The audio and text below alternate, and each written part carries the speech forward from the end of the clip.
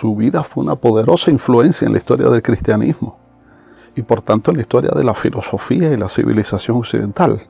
Fue un instrumento en las manos del Señor, aunque no siempre fue así. Dios le usó de muchas maneras para su gloria.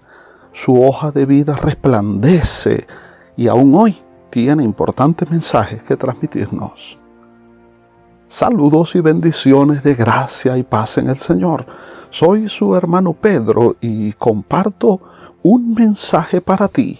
Nuestro objetivo es tu edificación espiritual, tu prosperidad en el Señor, aún en medio de las crisis que vivimos. Comparte este mensaje y considere suscribirse si no lo ha hecho aún. En el video anterior vimos la valiente partida de Esteban, el primer mártir de la iglesia. Desde la perspectiva de la ley, parecía que todo estaba en orden. Era un acto justo y piadoso en cuanto a la forma de la ley. Dios había dicho a Moisés: saca del campamento al que me maldijo, que pongan la mano sobre su cabeza todos los que le oyeron y lo maten a pedradas todos los de la comunidad. Era el castigo establecido para el delito de blasfemia, salvo que en el caso de Esteban habían sido testigos falsos, sobornados. En el contexto de la ejecución de Esteban, se menciona por primera vez a un joven llamado Saulo. A sus pies ponen la ropa del mártir. Es un ejemplo de alguien muy sinceramente equivocado. La muerte de Esteban parece catalizar el odio. Ese mismo día se desata una severa persecución contra la iglesia. El texto asegura: en aquel día hubo una gran persecución contra la iglesia que estaba en Jerusalén, y todos fueron esparcidos por las tierras de Judea y de Samaria, salvo los apóstoles. Y ese ambiente de persecución exacerbó el enorme celo sin ciencia del joven Saulo. Y Saulo asolaba la iglesia y, entrando casa por casa, arrastraba a hombres y a mujeres y los entregaba en la cárcel.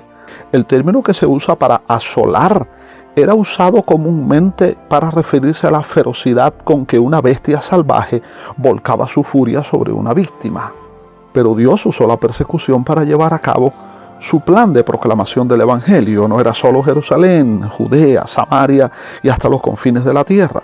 Dios usó a otro de los servidores, a Felipe, uno de los 7 elegidos de la iglesia de Jerusalén, el cual sería usado por Dios como evangelista. Lucas lo relata de esta manera: pero los que fueron esparcidos iban por todas partes anunciando el evangelio. Entonces Felipe, descendiendo a la ciudad de Samaria, les predicaba a Cristo, y la gente unánime escuchaba atentamente las cosas que decía Felipe, oyendo y viendo las señales que hacía, porque de muchos que tenían espíritus inmundos salían estos dando grandes voces, y muchos paralíticos y cojos eran sanados. Así que había gran gozo en aquella ciudad. Aún desde allí, Dios se la agenció para que el evangelio llegase a Etiopía por medio de un funcionario de la reina. Pero Dios tenía una jugada maestra. Mientras tanto, Saulo, respirando aún amenazas de muerte contra los discípulos del Señor, se presentó al sumo sacerdote y le pidió cartas de extradición para las sinagogas de Damasco. Tenía la intención de encontrar y llevarse preso a Jerusalén a todos los que pertenecieran al camino, fueran hombres o mujeres. En el viaje sucedió que, al acercarse a Damasco, una luz del cielo relampagueó de repente a su alrededor. Él cayó al suelo y oyó una voz que decía: Saulo, Saulo, ¿por qué me persigues? Luego de 3 días sin ver, sin comer ni beber, Dios habló por medio de una visión a un discípulo llamado Ananías respecto a Saulo. Ante el asombro de aquel, Dios le responde: ve, porque este hombre me es un instrumento escogido para llevar mi nombre ante los gentiles, los reyes y los hijos de Israel, porque yo le mostraré cuánto le es necesario padecer por mi nombre. Ananías le impuso las manos. Saulo fue lleno del Espíritu, recuperó la vista, fue bautizado y enseguida predicaba a Jesús en las sinagogas diciendo: este es el Hijo de Dios. Tal es la potencia del Evangelio de Jesucristo. Un perseguidor es convertido en un paladín de la causa que asolaba brutalmente. Sirve como un esclavo a aquel a quien perseguía. Sufre intensamente por el mismo motivo que él hacía sufrir a otros. Su vida es un testimonio convincente del poder del Evangelio, que es poder de Dios para salvación a todo aquel que cree, de que verdaderamente el que está en Cristo nueva criatura es. Las cosas viejas pasaron, he aquí todas son hechas nuevas. Los sufrimientos del luego apóstol Pablo fueron muchos y muy intensos. Pasó penurias económicas, oposición a su apostolado, persecuciones de unos, abandonos de algunos de los suyos. Pero sus adversidades eran su gloria. Sus marcas no eran sino la evidencia de su llamado y comisión divinas. En las paredes de su oficina, muchos certificados avalaban la autenticidad de su vocación y los puso allí para mostrar las cualificaciones cuando denigraban de él. En trabajos, más abundante. En azotes, sin número. En cárceles, más. En peligros de muerte, muchas veces. De los judíos, 5 veces he recibido 40 azotes menos 1. 3 veces he sido azotado con varas. 1 vez apedreado. 3 veces he padecido naufragio.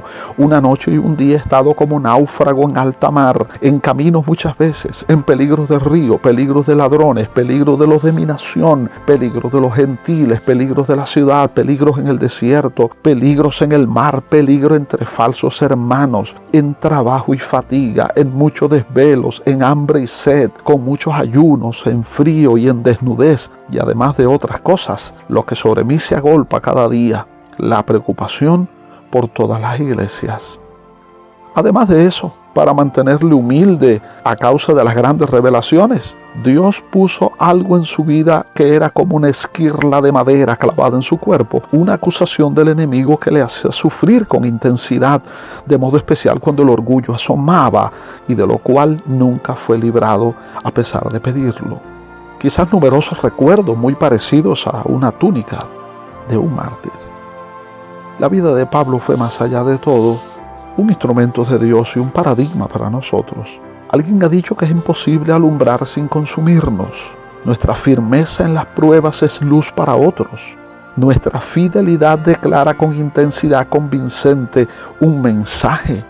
Hay sufrimiento que podemos evadir, gloria a Dios por eso, pero hay otros que son para que su nombre reciba gloria y en ellos también glorificamos a Dios. Nuestros sufrimientos le gritan a la generación que sigue que la causa de Cristo es tan verdadera, que es digna de todo sufrimiento.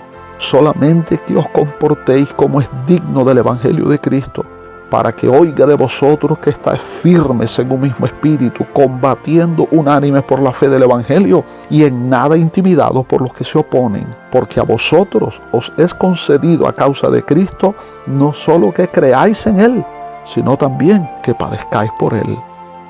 Dios y Padre nuestro, ayúdenos a enfrentar las aflicciones presentes con la dignidad del Evangelio que hemos creído. Que te demos a ti la gloria en todo. Por Jesús, tu Hijo, nuestro Salvador, Señor y nuestro modelo de vida, te lo pedimos. Amén.